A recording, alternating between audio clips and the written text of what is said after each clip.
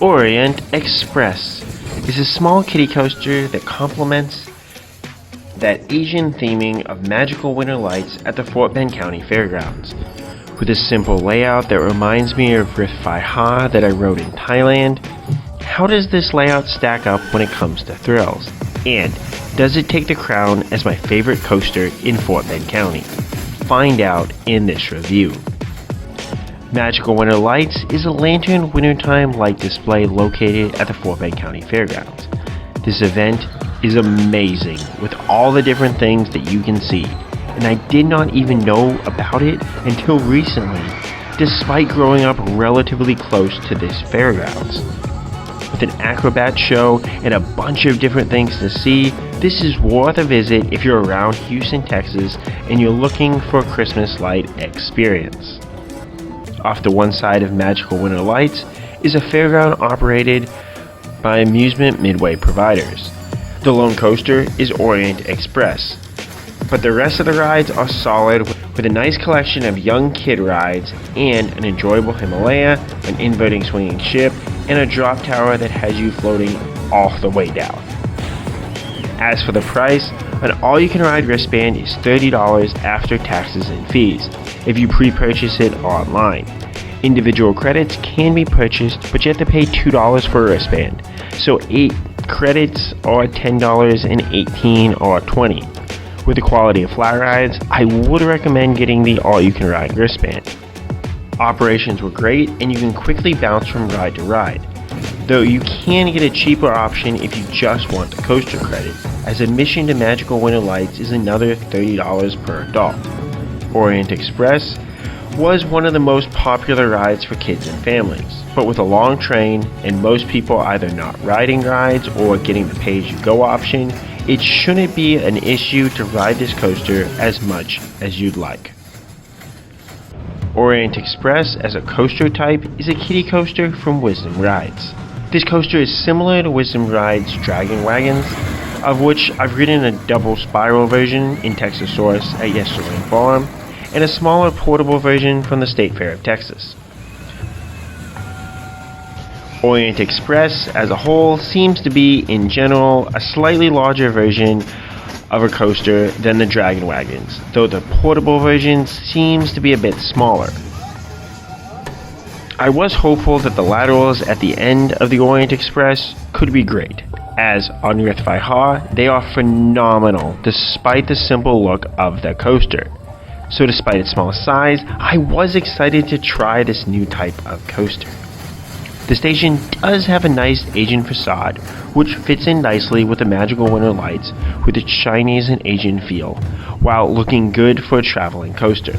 The train has a nice looking dragon at the front that helps with the Asian theme as well. As for seat placement, it does matter on this coaster. The middle offered by far the best ride, as it maximizes laterals on both turns. The front offers a bit more over the bunny hill, but this hill does so little to begin with that it is not worth giving up the laterals on the final turn. The back doesn't even get a little whip off the first turn as you slow down for the bunny hill before the back exits the first turn, but nothing on the bunny hill or the final turn as you slow down with the front of the car entering the station. After leaving the station, you travel up a curved lift hill that gives you laterals as you turn around. This is actually a really unique sensation, especially for what one thinks is just going to be a little lift hill, to give one a small amount of speed throughout the layout. With the way the tire lift works, it almost works as more of a small launch, as you're left hanging on the turning apex at the top, while the rest of the train is slowly launched up behind you. With the sideways profiling, you maximize these laterals in the middle of the train as you have the most speed there and you get a little bit of hang time. This is actually a really awesome coaster element, and I'd love to see larger versions on more coasters. Next comes a large bunny hill that is taken so slowly that you get absolutely nothing over it, even in the middle seat. Even in the front, where you are pushed over it, you still don't get great forces here, just a little bit more of a bump. There are way better hills out there, even on kiddie coasters.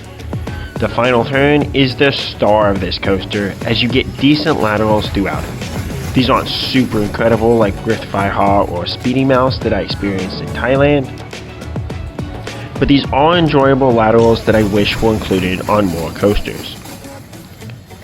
Then, in kiddie coaster fashion, you go through the layout many more times, which does maximize your value for riding this coaster. Overall, how good is Orient Express? This coaster offers solid kiddie coaster thrills with 2 nice lateral moments while having potential to be even better.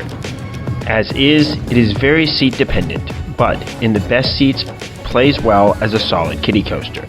I rank it right above Rio's coaster at Outlaw Pass, which, despite its small size, offers solid laterals throughout the station, which are really special, especially going backwards. And right below Kiddie Coaster, now Sea Serpent, at Fun Spot Kissimmee. On my initial rides, this offered a rather forceless helix, but riding in that middle seat again on my most recent trip to Fun Spot Kissimmee, it allowed me to experience some laterals on the helix while having a decent first drop and a good rocking feeling on those final small hills. The laterals on Orient Express are likely slightly better, but the overall package on Kiddie Coaster, at least on my latest rides, has it edging out Orient Express, at least for me. Have you gotten a ride on Orient Express coaster? Do you find these coasters to have decent laterals? Let me know, and as always, Kapkun Krap.